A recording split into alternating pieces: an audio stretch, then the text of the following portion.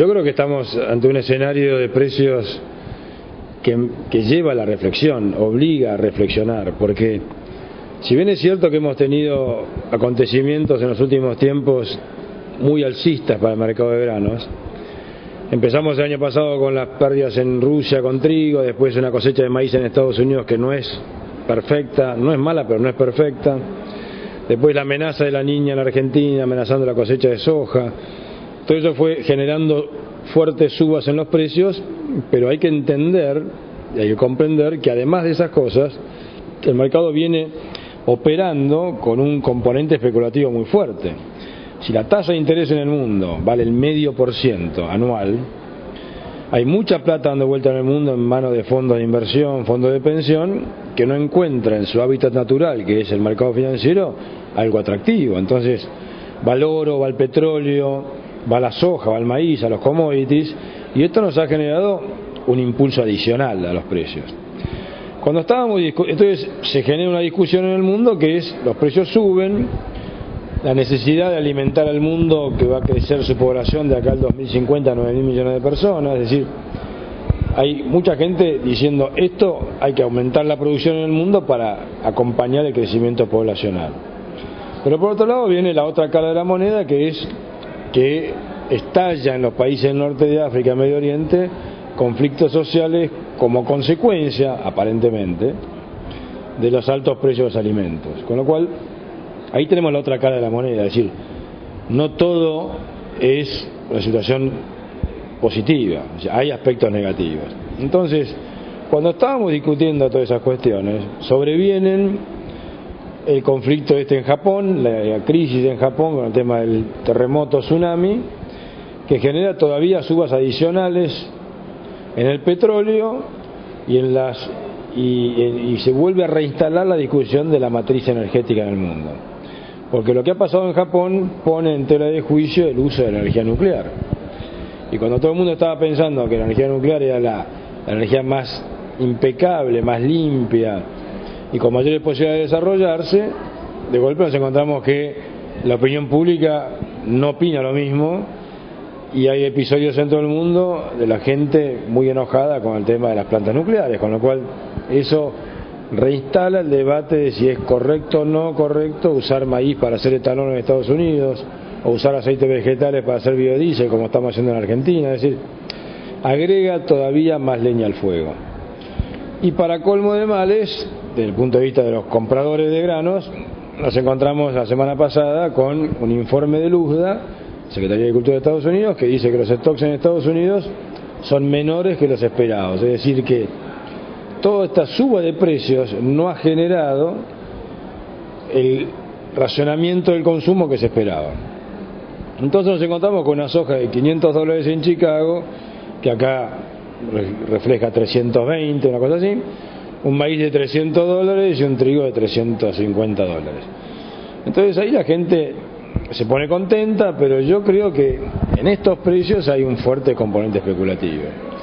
Es decir, para que se dé ustedes una idea, si mañana los gobiernos en el mundo decidieran limitar el accionar de los fondos en los mercados de futuros en Chicago y los sacan del mercado de futuros, la soja se cae $100 y no hay tutía. O sea, ahí nos vamos a dar cuenta que había $100 de componente especulativo. Hoy no se puede saber.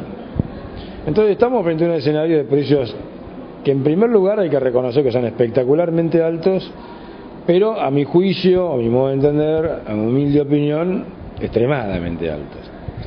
Ya generan circunstancias no deseadas en el costo de la alimentación en el mundo y demás.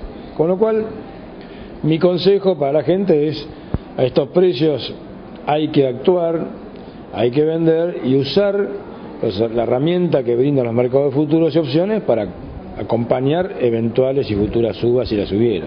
Y sobre este escenario general, principalmente con la soja y el resto de los granos, ¿cuál es el escenario que se presenta para el trigo, teniendo en cuenta que los productores hoy ya empiezan a pensar qué es lo que van a hacer en la próxima campaña? Yo creo que el escenario internacional de trigo es bueno, porque el trigo en el hemisferio norte se siembra el 90% del trigo mundial, pero se siembra en las variedades de invierno, que son el 70% del trigo, se sembraron en octubre del año pasado y se van a cosechar ahora en julio. O sea, cuando el mundo decidió sembrar trigo en octubre, la señal de precios era buena, pero no es la de hoy. Con lo cual, no está habiendo en el mundo una reacción productiva importante. O sea, vamos camino a un agravamiento de la situación de reserva de trigo. El mundo estaba bien de trigo en julio del 2010. Hoy está regular y va a estar peor dentro de 7-8 meses. Con lo cual, eso me asegura a mí un mercado interesante. Y como yo estoy en el hemisferio sur, tengo una ventaja. El hemisferio norte, ¿cuándo va a tomar revancha y cuándo va a poder sacar provecho de estos precios? Sembrando recién en octubre del 2011 para cosechar en julio del 2012. O sea que el mundo va a recuperar el stock recién dentro de un año. Así que tenemos un año de precios del trigo sostenidos. Mucho trigo guardado. Y en Argentina, la cuestión en Argentina es una historia distinta. En Argentina el mercado está arruinado por la política oficial, que es inentendible, pero bueno, es lo que hay, con un gobierno que, bajo la excusa de defender la mesa de los argentinos, ha intervenido en el mercado en forma muy agresiva y digamos, y ha deformado el proceso de formación de precios, con lo cual el productor sabe que esa es la realidad. Entonces, tendrá que operar en función de un mercado internacional atractivo, pero con una limitante que es el accionar oficial en el mercado, que no deja expresar en los precios internos la verdadera situación internacional. Y el maíz es otro de los productos estratégicos para nuestro país y que tiene una posibilidad de comercialización en el exterior, pero que también viene con algunos problemas políticos internos. ¿Cuál es la perspectiva, sobre todo teniendo en cuenta la información que ha circulado esta semana, donde China comenzaría a comprar este cultivo y también sería un golpe muy fuerte para el mercado el ingreso del gigante asiático? Hay muchos rumores en el mundo, hay mucha gente que piensa que China este año, el 2011, China definitivamente va a pasar del otro lado del mostrador, neutro a país importador de maíz. Si China efectivamente este año decide importar maíz, va a estar tomando la decisión en un año muy complicado, porque el maíz, como yo decía en septiembre-octubre, el maíz es una bomba de tiempo, la plaza maicera. Entonces hoy a la mañana alguien me decía, tenía razón, el maíz es una bomba de tiempo. No, la bomba ya explotó. Cuando yo decía eso, el maíz valía $180 en Chicago y vale $300. O sea, el maíz no tiene arreglo. El maíz es un mercado que explotó porque la situación de stocks en el mundo es muy angustiante y la situación en Estados Unidos también. Hoy la soja vale $500 porque no hay maíz en el mundo. Y el maíz contagia al trigo, contagia a la soja. Pero yo diría, la soja no tiene explicación, la soja de $500, el maíz sí. Entonces, ¿cuál es el escenario que cómo sigue esta historia del maíz? Y se está sembrando en Estados Unidos, en el hemisferio norte. O sea, el 90% del maíz se siembra en el hemisferio norte. Ahora, ¿cuándo se siembra? En abril y mayo. Entonces yo le pregunto a la gente, ¿qué piensan ustedes que van a estar haciendo hoy los productores del mundo que pueden sembrar maíz? Sembrando hasta en las plazas. Porque maíz de $300, eso es una fiesta. En todo el mundo. Entonces, la reacción productiva del maíz se va a ver en 4 o 5 meses. Si el clima acompaña, se resuelve el problema del maíz en 6 meses. Porque estos precios del maíz van a generar dos cosas. Una siembra récord en el mundo de área, con una tecnología inmejorable, y además va a traer racionamiento del consumo. El maíz es carne.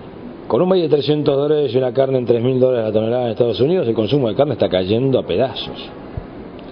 Entonces, yo lo que le digo a la gente es, todo tiene un límite. Cuando teníamos un año un maíz de $180, el precio era bueno y yo decía, y va a mejorar, vamos a ir para arriba, pero estamos en 300. No parece a mí que nos pasamos de vuelta.